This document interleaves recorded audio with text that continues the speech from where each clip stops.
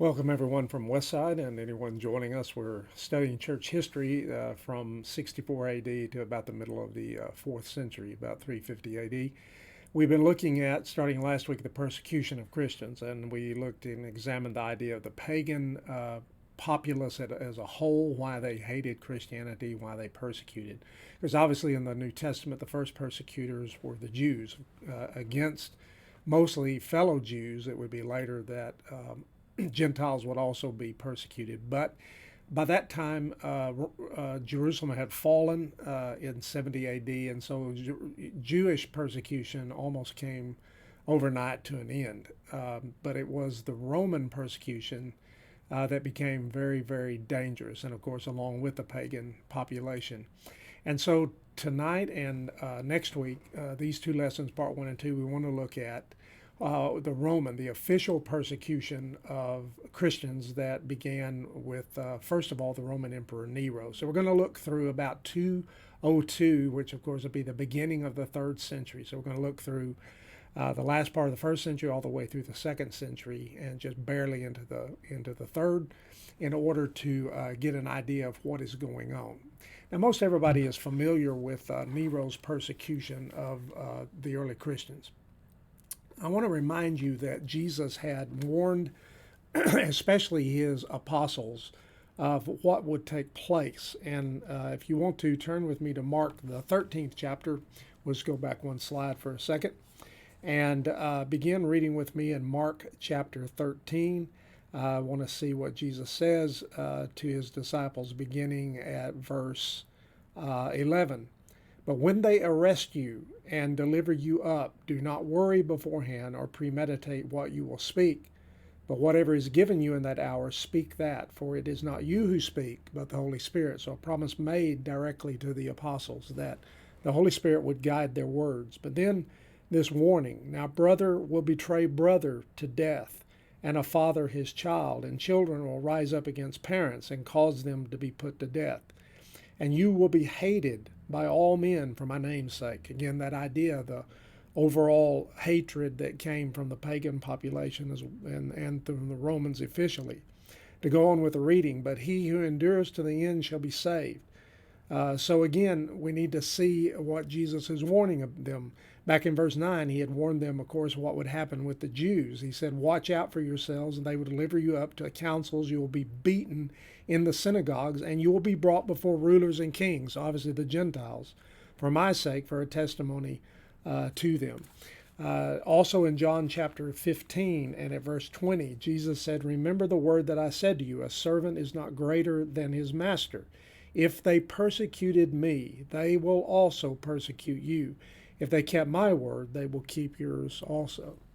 And so I think that we have to be well aware that that sort of thing can happen to Christians in any generation, in any time, is that this is the kingdom of God versus the kingdom of Satan. And the world is often the kingdoms of the world under Satan's control. Remember that he said to Jesus when he tempted him, he showed him in a moment's blink of an eye all the kingdoms of the earth.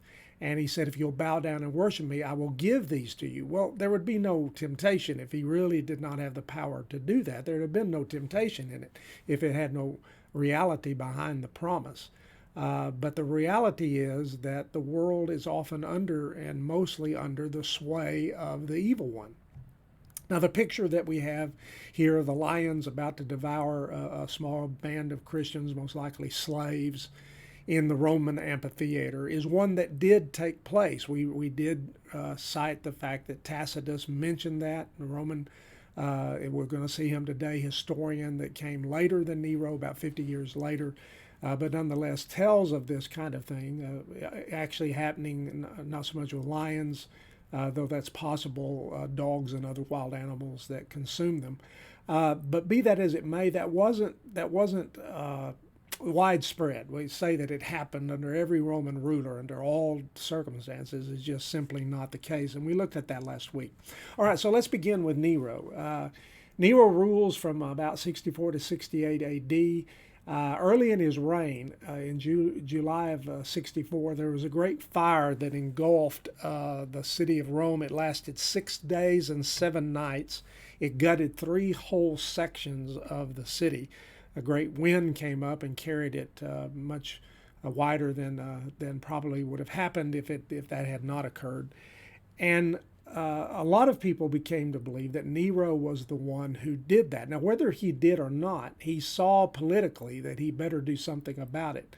And so this popular dislike for the Christians, and a huge dislike for them at that point, gave him an instant scapegoat. And so he blamed the Christians. Tacitus calls them a class hated for their crimes, called Christians by the populace. And we're going to see a lot of that idea that they were hated for things that were considered illicit, considered illegal. Igor Davidson, in his Baker's History of Christianity, Volume 1, says, whatever the numbers of Christian believers martyred, and there seems to be hundreds were arrested and assaulted during this time, the assault upon them was confined to the city of Rome and did not become a more widespread attack on Christians elsewhere in the empire. Nero was having to deflect the blame that was being cast against him, and even Roman emperors had to care about the populace at large having such a hatred for him if he had done that. I'd like to go on with Tacitus in his book, The Annals. He said, in their very deaths they were made the subject of sport, for they were covered with the hides of wild beasts and worried to death by dogs, or nailed to crosses, or set fire to, and when the day waned, burned to serve as the evening light. So you can imagine how horrible this was and how terrible it was to families, to Christians, to the congregations that were throughout the city of Rome, that individuals would have been arrested and dealt with in this horrible way. In fact, in 1878, this is a famous painting called The Torches of Nero. I won't try to pronounce the name of the painter. But again, according to Tacitus, this is what happened. And if you can imagine the revelry, the debauchery, the fact that they're just drinking and enjoying, Nero pictured there under that canopy like a bed, slaves about to take torches up to the bottom. They have written the accusation against them. They've wrapped them in flammable material, and they're about to be burned alive to death. And these people are going to watch it and revel in it. It shows them drinking and carrying on. I even had to X some of it out because he was probably very, very accurate about the state of undress on the part of women, especially at that time. And it was just an ungodly scene to think about, and a horrible thing to think about, but one that Tacitus tells us literally did happen under Nero's reign. Davidson says people had for the first time been put to death by the Romans simply for being Christians. The actions taken against the Christians made it clear that their faith was now regarded as a prohibited movement, not licensed by Roman law, a religio illicita. All right, so you see our word religion and you see our word illicit, and we get our words, a lot of our words, directly from Latin and English. And illicit just simply means something that is not permitted by law or by custom, by long-standing practice in a culture. So something that is illicit is not right, something that's licit. And we have both of those words in English. Licit means legal, that is permitted or allowed. Illicit is not. Individuals could, in principle, be arrested and tried simply on suspicion of being believers and then charged with associated crimes. Whether they were guilty of all of that or not did not matter. The fact that you were a Christian. And this would remain the official position until 312 AD, and we'll see why that is when we get to that point in our lesson next week. So remember that. That didn't mean that they persecuted them constantly or that every Roman emperor cared or any governor. For the most part, they had things greater on their table in mind, but Satan didn't. And behind the scene, of course, is Satan working against God. All right, back to Tacitus again. To stop the rumor that he had set Rome on fire, he falsely charged with guilt the Christians who were generally hated for their enormities. And then he tells about Jesus. He calls him Christus. The founder was put to death as a criminal by Pontius Pilate, procurator of Judea, in the reign of Tiberius. So here's one of those historical references that concretely, by somebody outside, could have cared less about Christianity from the standpoint of him being a follower. He wasn't. and he was a pagan, and he could have cared less, but he substantiates exactly what is recorded to us in the New Testament, in the book of Acts, and in of course, the accounts of the Gospels, Matthew, Mark, and Luke, and John. I'd like to go on with Tacitus' quote. First, those who were arrested who confessed they were Christians, and then a vast multitude were convicted, not so much on the charge of burning the city as of hating the human race, because they would not participate. Remember, we saw that last week in the debaucheries and the all kinds of sexual immorality and the drinking parties and all of that, and they would have nothing to do with it. They were then hated by the population and called hating the human race. And that is the reason Tacitus said that most were put to death. All right, the second wave of official Roman emperor persecution doesn't come for almost 30 years later, under a man by the name of Domitian. Now, Domitian is the son of Vespasian. Vespasian was the one who was attacking Jerusalem in 70 AD when the emperor died. Nero dies, and he's got to run to Rome to make secure the fact that he is next in line. He puts Titus, his son, in charge, all right? So Vespasian's the father. He'll rule and die, rules for about 10 years. Titus will rule for about 3 or 4 years and dies. And then his brother, Domitian, comes to the throne in 81 AD and rules until 96. Now, he is the first emperor to take emperor worship seriously. Remember, Augustus had been made August. That is, he has been made God by the Roman Senate. And he never took it serious. He didn't like it, really at all. And he just played it all down. And we'll see why all of this for sure comes to be to the forefront. And the emperors do take it very seriously with Domitian and forward. But Domitian's the first one to systematically enforce it. He called himself Lord and God, Dominus et Deus. And again, that he considered himself to be a god. And the oath to the emperor was to his creative life principle, okay? So it was made mandatory. And he was considered to be equal with the gods. Davidson says, for much of the first century, the cult of the emperor was observed in a formal manner throughout the empire, but without excessive stipulations on Rome's subjects. The Emperor Claudius, to give you an example, refused to have temples built to him. I mean, Augustus did, but Claudius wouldn't even let that happen from 41 to 59. Vespasian and Titus, the father and brother to Domitian, they just treated it lightly, which was the case with most emperors. And for the first half of the century, that's exactly what happened. But with Domitian, then comes a change. Now, it's likely, as Davidson points out, that the persecution of Christians in Asia Minor alluded to in the book of Revelation have their context in this time. Either you hold the position that the book of Revelation was written prior to the destruction of Jerusalem, or it is written in the 90 ADs about the time of Domitian and in this emperor cult worship, which I believe is probably correct. The communities in these places, all of them were important centers in Asia Minor to the imperial cult. Now, it wasn't overnight, as we have already suggested. The gradual rise of the emperor worship came out of Rome's rule. Rome brought stability and security to conquered peoples, and for gratitude to Pax Romana, meaning Roman peace, it resulted easily in the idea of the goddess Roma, meaning Rome. Here is a coin that shows an emperor on the front, and on the back, a temple to the goddess Roma. So to the whole concept of Rome, what Rome stood for. If you remember the movie Gladiator, that a lot of you will be familiar with, the fact that in that Maximus talks about the respect that he had for Rome. He was from Spain, remember, but this respect that Rome brought light, that Rome brought civilization, that Rome brought law. And in effect, that's what it did for countless peoples, the impartial Roman justice. Now, obviously, they could act like despots, like Nero and others would, but for the most part, that was not the case.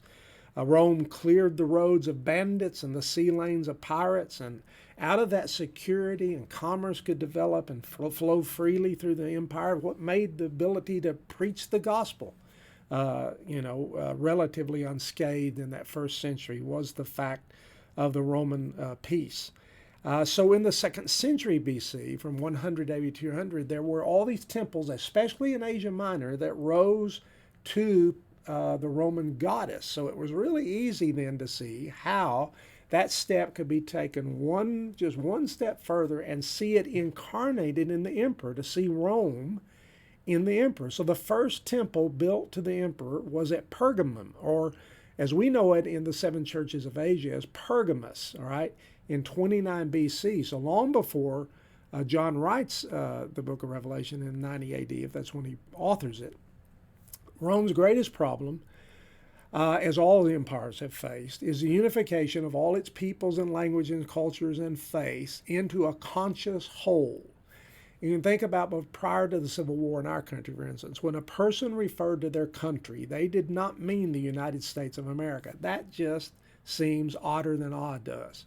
Even though I am a proud Texan and now reside in Arkansas and love this state, when we refer to our state, and we may love it dearly, when I say my country, and if an Arkansas or a Texan says it, or any other state in the Union, we do not mean our state. We mean the United States of America. But that didn't happen until after the Civil War. Prior to the Civil War, for instance, Thomas Jefferson said his country, he referred to Virginia. He meant Virginia. Robert E. Lee wrote of his country. He meant Virginia. They thought in terms of their state. So you can imagine the same thing happens when Rome is having to bring together all of these different peoples and cultures.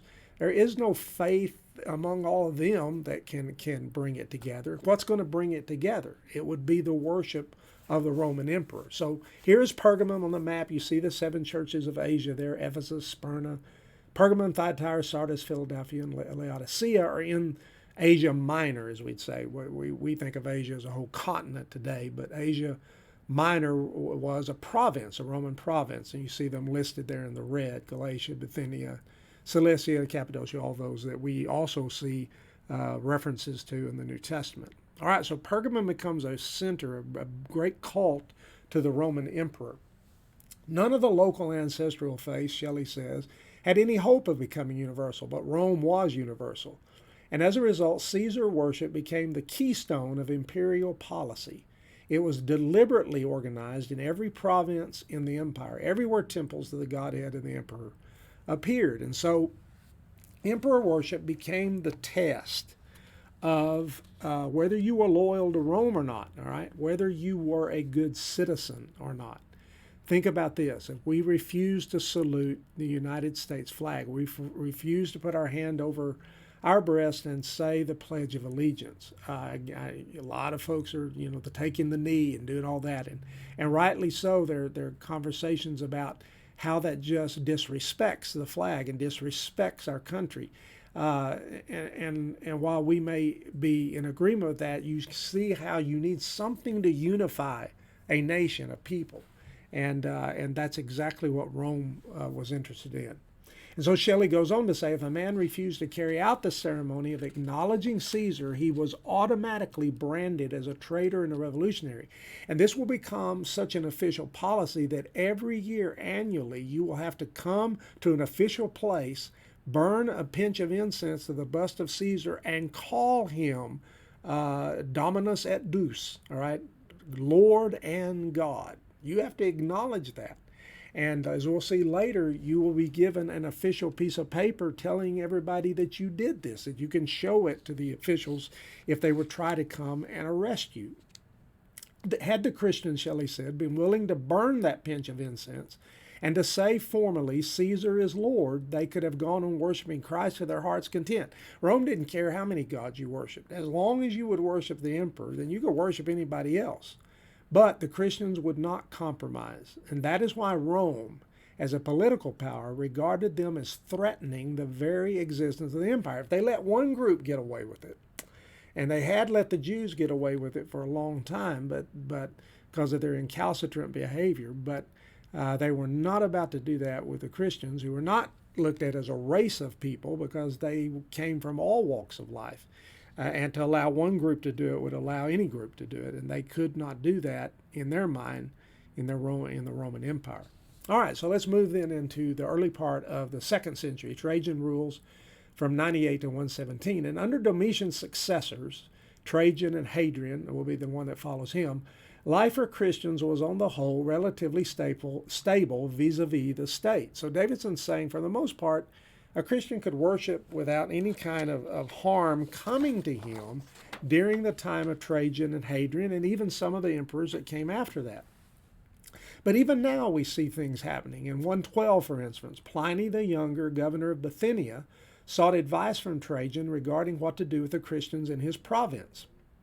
He tells Trajan that he, quote, had ordered the execution of those who persisted in their confession, being a Christian, after being warned 3 times. They would give them 3 strikes and then you're out, about the seriousness of the charge on the grounds that they deserved to be punished for their, quote, obstinacy and unbending perversity. If you would not acknowledge Rome and not acknowledge the Roman emperor as being God, then you were considered to be obstinate and perverse, and Pliny says he put them to death. All right, so here's Bithynia. This is where Pliny was governor, and you can see how, of course, close it is to Asia Minor. And again, all of this area was a center, a huge center of the emperor cult worship. All right, to go on with the thought of Pliny the Younger. William J. Bennett writes in his book Tried by Fire, Pliny says he questioned the Christians, demanding to know what their religious practices were. They told him they assembled before dawn, prayed, and took the Lord's Supper together. Very, very fascinating. We're going to look back to this later when we can examine some of the early beliefs in the 2nd century and how that there hadn't been time for a great many things. Obviously, the rise of the bishops, but lots of what they believed came straight from the Bible, straight from the New Testament. And here's one example of it. The day of Sunday was a work day, so they would assemble before dawn, and they would pray, and they would take the Lord's Supper together. But as Bennett says, Pliny did not believe them, and so he tells Trajan, I judged it so much the more necessary to endeavor to extort the real truth. What are you up to? They had to be guilty because of everything that was reported about them. So he put 2 female slaves to the torture, he says, but all I could discover was evidence of an absurd and extravagant superstition. And again, as was mentioned by Pliny, or rather, I'm sorry, by Tacitus about Christus and this following him who had been put to death under Pontius Pilate. All right, so Trajan responds by saying the imperial position was clear. Christians were members of an illicit sect. It was not considered legal by Rome's standards, but they were not to be persecuted by the state in an organized way. To quote him, he says, it is not possible to lay down any general rule for all cases, he tells Pliny. You're going to have to take them case by case. But simply do not go out of your way to look for them. I mean, there wasn't going to be any organized, systematic, from Rome's emperor down, persecution of the Christians. But that didn't mean that they were scot-free. Still, Trajan insisted, as Bennett says, that those who declared themselves Christians and would not relinquish that, renounce their faith, should be punished. And he means by that, of course, that they would be put to death. I want to tell you about one famous persecution, and we have referred to this already, and that's the execution of Ignatius, and that occurs under Trajan. Trajan, we are told by Bennett, the Emperor Trajan sought to make recently conquered areas in the east bend more submissively to Roman rule by ordering that only religions that worship the Roman gods would be allowed in those areas. Well, you can imagine, of course, what that would mean. He's not talking about worship of a Roman emperor, but he's talking about, of course, he would have been considered that, but he didn't play that up big either, not like we saw with Domitian. Anyone who disobeyed this law would be persecuted. And so what we're told is that Ignatius had stood before Trajan, since he's the bishop of Antioch at that time, and he preached the gospel to Trajan, who was just totally unmoved, ordered him to be bound in chains and taken to Rome to be fed to the wild beast. And that happened in AD 107. And so here is a painting of a fresco that came much later, about 1000 AD, but you can see the lions ripping into the painting of Ignatius and the spectators, and with that Colosseum idea in the background, watching on. And so that became very, very much a part of the Roman, or rather the Christian memory and recognition of these men who had paid the great and ultimate price. I mean, to be brave and to do that to the end. Even Rome stood in awe of a man who would give his life and not renounce it. before, and Trajan had given, or rather, we will see later with others, that they would be given opportunity to renounce Christ, but they wouldn't. So understand that even though Trajan didn't systematically persecute, he killed one of the prominent bishops of that time. Now, Trajan's judgment was reaffirmed by his successor, Hadrian, around AD 125 in a letter that he wrote to the proconsul of Asia, again, that area of the emperor worship, Caius Fundanus. Hadrian ruled that Christians had to be proved to be doing something contrary to the laws. Again, this idea of Roman justice, that they had to be tried before Roman law, because what they were concerned with was not the conquered peoples, but Roman citizens. And just like Paul could not be mistreated, I mean, we see that in the book of Acts.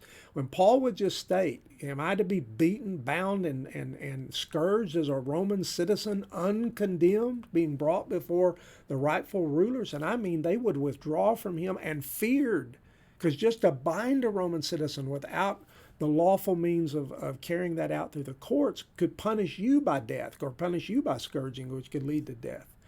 And so we see that on a number of occasions. Paul was thrown in with Silas in the prison in Philippi. He said, no, you let the magistrate. We are both Romans. Silas was too, a Roman citizen, and they've beaten us openly uncondemned, Romans.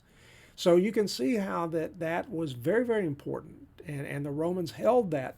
And so there were a lot of Christians who were Roman citizens, and if you started punishing one Roman citizen, then that could lead to the other, and so that's what to others, so that's what they're concerned about. So Hadrian, he said, anyone seeking a writ of prosecution against a Christian merely for the sake of libeling him, of saying something that was false about him, should be punishable with heavier penalties. So Hadrian actually came to the defense of Christians. And again, that's what I mean by there was none of this, one Roman emperor might persecute them like Domitian, or one might persecute once and not another time. But again, there would be this kind of thing that Hadrian would support. In fact, this remained the official position in the empire as a whole until the middle of the 3rd century, until 250 AD. And Christian spokesmen, the apologists of the 2nd century, were ready to quote Hadrian's ruling and beyond as support. I mean, if one Roman emperor, and again, that would be just like our Supreme Court, the edicts of the past had precedent with the Roman emperors that followed them. So they would quote Hadrian's ruling to support an argument that Christians ought to be exempt from legal harassment. And again, different statue of Hadrian down the left corner. He was a well-known military emperor. All right, Davidson goes on to say, proven participation in the faith, though, still remained a capital offense. And all the while, under Trajan, Hadrian, and beyond, individual Christians in various regions were put to death for their beliefs, though there were no large-scale assaults, such as would occur later. Now we come to the martyrdom of Polycarp, all right? So that's going to occur in 155 AD. Now it's going to be after Hadrian and what he said. And persecution had broken out in Smyrna. Now I'll show you Smyrna on the map again, one of the 7 churches of Asia that we have the book of Revelation. Again, that center of Roman emperor worship that predominated that area. And so we have an official account of this. The governor said, take the oath, that is, to the Caesar, and I will let you go. Revile your Christ. And Polycarp, who was a very old man at that time, he either means 86 years I've been a Christian, so plus his age, however old he was when he became a Christian, or he means that's his age. 86 years I've served him, and he has done me no wrong. How then can I blaspheme my king and my Savior? The governor threatened him with wild beasts and fire. And Polycarp answered, the fire you threaten me with cannot go on burning for very long. But what you are unaware of are the flames of everlasting torment, which are in store for the ungodly. So you can see that the truth of what the Bible taught about hell, about ungodliness, about what will happen to the unbeliever. I mean, these men held truth too. Again, he's the bishop of Smyrna. That's not right to elevate himself above other men that should have been the equals, the elders of a particular local church. And by this time, the bishops are over a lot of churches. So while they were doing some things wrong, you have to remember, we need to remember they did things right. And we have to, sift that out and see their great faith. And Polycarp was martyred because of what happened there. Again, I want to show you on the map where Smyrna is. All right, so we've seen Pergamum being the first emperor temple built, Smyrna. In fact, I meant to mention a minute ago, remember that John talks about Pergamum where the seat or the throne of Satan is. So that kind of lends credence to the idea that now Satan's using emperor worship, the throne meaning rule, and the Roman emperor, and that's being the very prominent city of these seven where the Roman worship was. But Smyrna again was one of those two. Polycarp's burned at the stake. That's what he had been threatened with, and because his body had not been consumed, he was pierced with a spear. Irenaeus, who was the bishop, you remember, in Lyon, and Tertullian, who was the bishop in Carthage. Irenaeus about the same time as Polycarp. Tertullian, who comes into the 3rd century, the end of the second century into the 3rd century. Both state that Polycarp had been a disciple of John. So remember, he was 86 years old. So if you go back from 155 AD, the year of his death, that would put him into the time that he could obviously have known the Apostle John. And Ignatius of Antioch had corresponded with Polycarp. And so he dies in 107. So Polycarp goes way back, probably because obviously that many years ago was a fairly young man. Ignatius mentions Polycarp in his epistles. Remember, he wrote churches, I've mentioned him before, as he was going to Rome to be devoured by the lions. He wrote to the various cities, Ephesus and Magnesia, other places. Okay, so we skip forward, and this will end our study tonight to the end of the 2nd century, 193 to 211. Septimius Severus becomes emperor of Rome. It was the year known as the Five Emperors. Kind of back up to the movie Gladiator. You have Marcus Aurelius and his son Commodus. And while Commodus is shown as being a horrible, horrible guy in that movie, and Marcus Aurelius is kind of shown as being this just, and he was a Stoic philosopher and for the most part had an interest in justice. Commodus probably did too. He wasn't the guy that you think about in the Gladiator. And while that's true, he did follow, and again, he didn't execute his father, and all that was part of the movie. But they were at the time, Commodus being the last one of the Pax Romana, where there was relatively peace throughout the Roman Empire. But with the death of Commodus came the year of the Five Emperors. So you had this deal of when one guy would vie, or a legion over here would announce him as being and so Septimius Severus had to end up fighting all these guys, and one by one, over a few years, he conquers each of them and puts them to death, and becomes the Roman emperor, and his sons will rule. So he will establish the Severian dynasty. In AD 202, though, and again, for reasons that sometimes we don't know all the reasons, he issues a ban. Now, this would happen against the Jews. The Jews were not notorious for trying to convert people to Judaism, but nonetheless they did. You see, like Cornelius, the book of Acts would become a proselyte. He wouldn't fully be circumcised, but he would come as close to Judaism as he could, because he respected it. But they would often have some conversions, but not the way Christianity would openly try to convert people to Christ. And so the Emperor Severus, along with other emperors before, had banned conversion to Judaism, now issues that empire-wide. You cannot convert anyone to Christianity. And so the edict caused a number of persecutions to pop up against Christians in Alexandria, in Egypt, in Carthage, in North Africa, in Corinth, in Greece, and in Rome itself. Clement of Alexandria was forced to flee. A number of Alexandrian Christians were martyred, and among those that were martyred at that time was the father of a young man named Origen. And we're going to come and see Origen in some of our studies to come, who would become one of the great figures of early Christian scholarship. In fact, according to the Bishop Eusebius, who wrote church history in the 3rd and 4th century, or the 3rd century, Origen himself was thwarted in his desire to suffer martyrdom with his father because his mother hid his clothes, and she didn't want him to die.